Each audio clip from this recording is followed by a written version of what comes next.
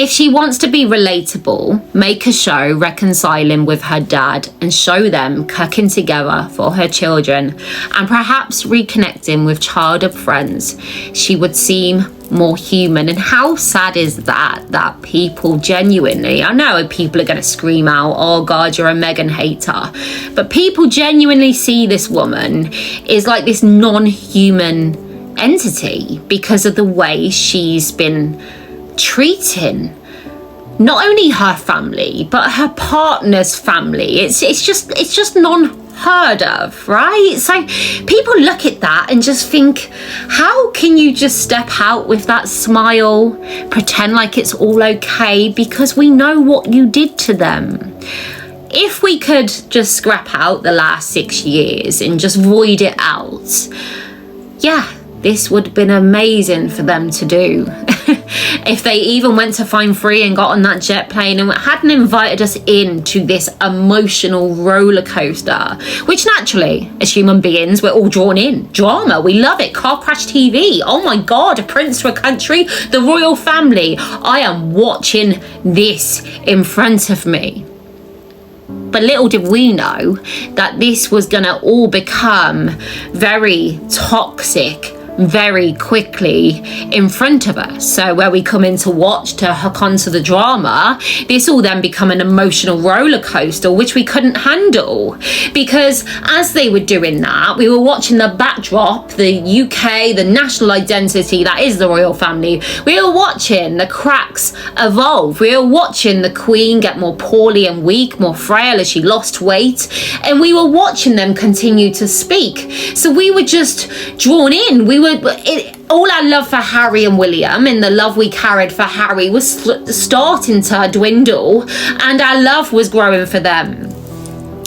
We love drama. The Christmas episode, the soaps on TV, yeah, we're there for it.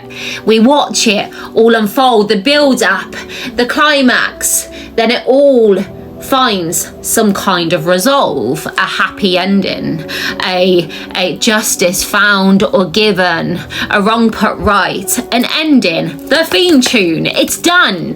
But we've been stuck on this roller coaster ride since they stepped away and got on that plane, because we see the wrongs that they've done in front of our face and we just can't look at them any other way. Hence why their branding is done. Hence why we don't want to witness them writing in the sand, because you can't be getting this because you don't deserve this, you know. And I grew up in DV and I'm very dramatic. It's emotional, it's feelings, but emotions are dramatic. Why else would they have a backlash like this, a mass reaction from the people? Because the people are emotionally connected to this, and they invited the people in hoping they would just support this, but it didn't go their way. They rolled the dice.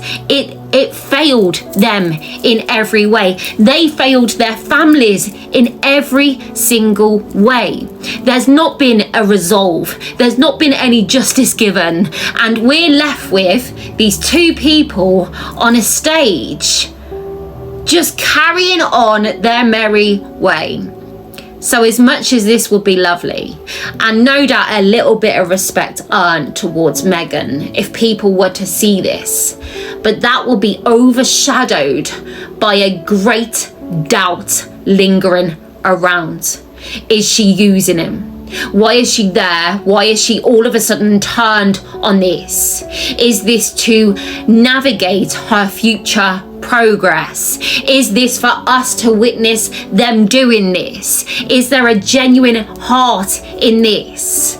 And it's so sad, you know, with Thomas Markle Sr., with the headlines that he wants to leave America and go to Asia to find kinder people. Because what that man has been through, and I know the ones are going to come at the back being like, he sold her out. Well, I personally believe that he was set up to sell her out. I believe as soon as she got in towards the monarchy, the narrative had to change. Mom stepped in and dad was kicked out. The shame. even though he was an Emmy award-winning lights director.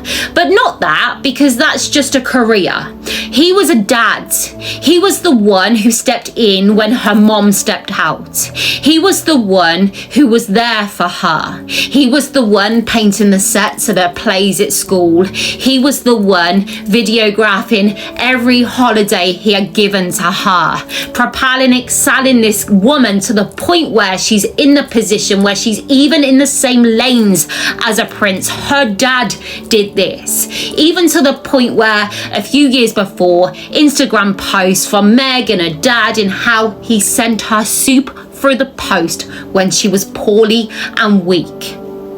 For me, someone who didn't have that in a dad, naturally, my emotional roller coaster takes its own lane as I look at her and just think, oh my God, you don't realize how lucky you are that he loved you that way, that he gave all that to you, that he stepped up for you and beyond.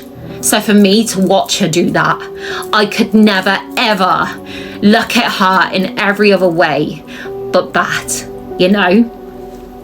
And that's it, you know, it's been, and that's just me, that's my story with my dad not being there. There are plenty of people that would do anything to give their gran one more hug. There are people out there who have fallen out with their brother and never been able to reunite before time was up for one. There are so many people where their roller coasters have taken their own lanes as this emotional drama based off that much, you know.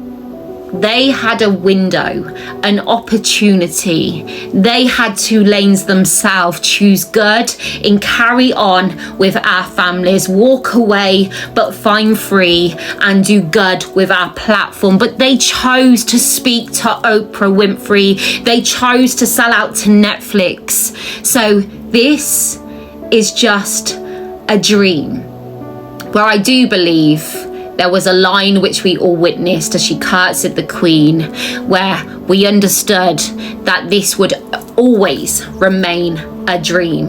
These 2 people could not be around the royal family. We can't trust them to not dip in, to find more content, to sell more, to play victim more.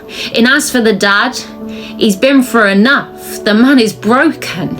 You know, this is his child, his daughter. And as much as he's angry and sad of what she is kept from him and done to him, can you imagine the whole world looking at your daughter and just not even seeing her as the human, which was your little girl who wants you to smile back at you? I can't even imagine the emotional burden and the roller coaster that he's on. And the only thing he can find right now is an escape to Asia. This is your dad's, you know? You're lucky, Meghan. You were lucky, Harry. Yes, it was sad, but we see you after that on a good path. That was until your wife stepped in and your life has never been the same again. But this is what they do. They come in, they convince you all that you had until now was bad and they are your savior. They're going to help you find a way out. And all we see in Prince Harry is someone who pretty much gives the visual of someone who's maybe found in the lost and found. You know, he's broken, he's lost it all, and she has too, but they signed up to it all and ended the visual of this.